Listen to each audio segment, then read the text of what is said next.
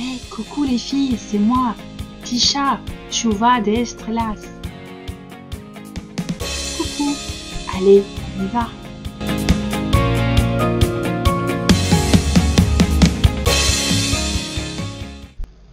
Coucou, bienvenue sur ma chaîne Tisha Chouva d'Estrelas et bienvenue dans cette nouvelle aventure couture où la créativité rencontre la précision.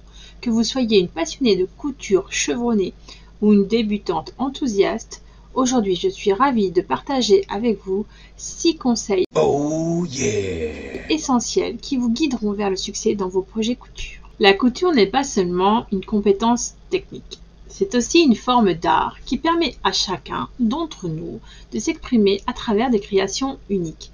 Dans cette vidéo, nous allons explorer des astuces pratiques, des idées inspirantes et des conseils incontournables pour vous aider à surpasser les défis et à faire de chaque projet une très belle réussite. Préparez-vous à découvrir des secrets qui transformeront votre expérience de la couture, de la sélection du tissu à la touche finale. Que vous aspiriez à créer des vêtements élégants, des accessoires tendance ou des pièces personnalisées, ces 6 conseils constitueront votre guide indispensable pour atteindre vos objectifs avec assurance. Alors, prenez vos aiguilles, choisissez votre tissu préféré et plongeons ensemble dans l'univers passionnant de la couture réussie. Prête à donner vie à vos idées? C'est parti! Alors, mon premier conseil, il faut choisir un projet adapté à votre niveau de compétence.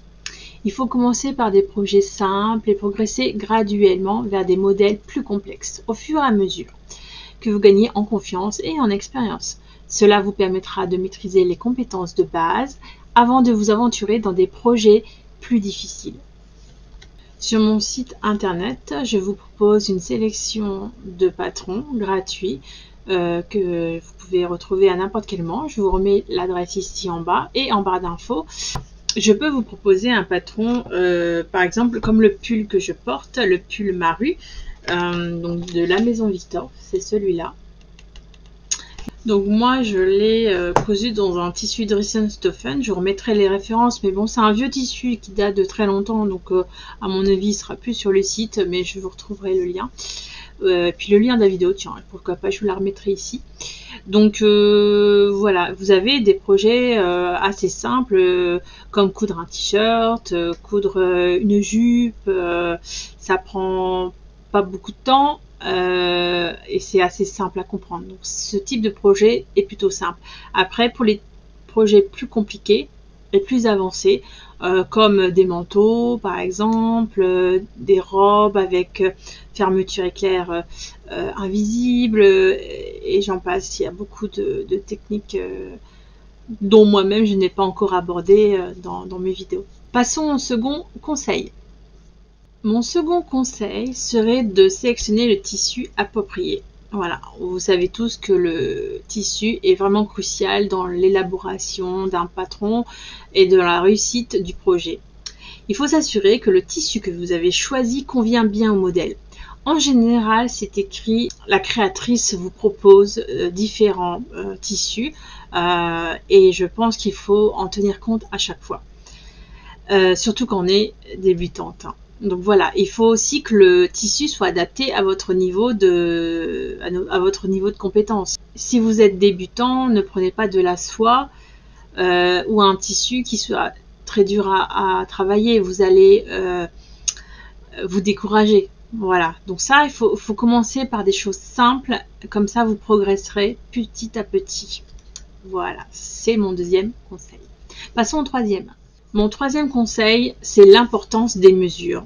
Prenez vos mesures. Les mesures sont très importantes parce qu'en fait, si vous prenez bien vos mesures, votre projet sera abouti et sera réussi. Sinon, vous allez vous décourager. Voilà, donc avant de commencer votre projet, prenez vos mesures et assurez-vous de les ajuster selon les indications du patron. Cela donc garantira un ajustement correct de votre création une fois terminée. Une fois le patron qui sera bien découpé, n'oubliez surtout pas les marges de couture et tout devrait bien se passer. Voilà, c'était mon troisième conseil. Passons au quatrième. Alors, mon quatrième conseil serait de lire les instructions du patron avec attention. Avant de commencer à coudre, surtout pour les débutantes, prenez le temps de lire les instructions. Comprenez chaque étape avant de passer à la suivante. Et si quelque chose ne va pas, que vous ne comprenez pas ou ce n'est pas clair, n'hésitez pas à aller consulter les sites internet, YouTube. Vous avez de nombreuses vidéos sur comment coudre une fermeture éclair, par exemple, comment ne pas rater son col de chemise, etc.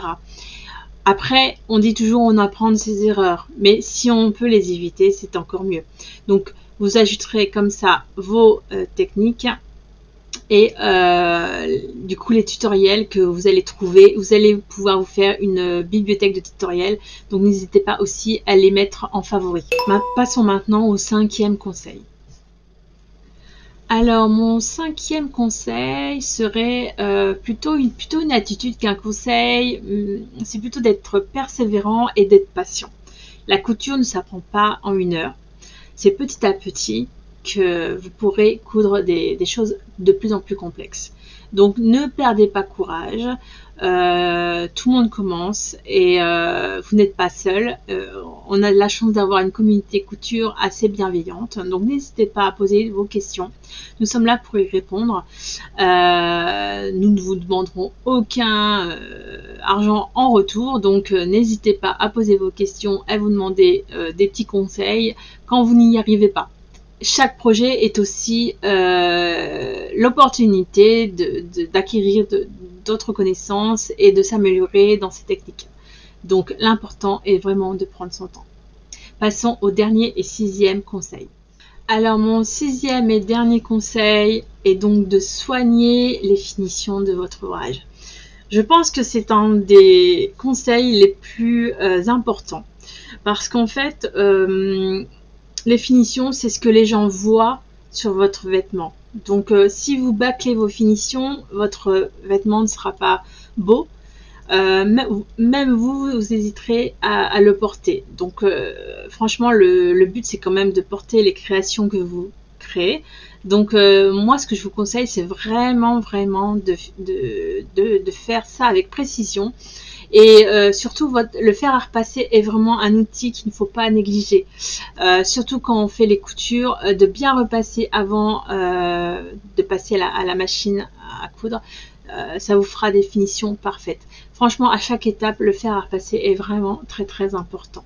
Et oui, mesdames, on y revient toujours, le fer à repasser.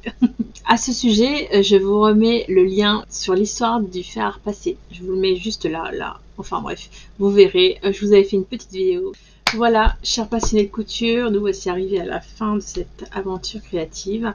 J'espère que ces 6 conseils vous auront apporté autant d'inspiration et de joie que moi en les partageant avec vous.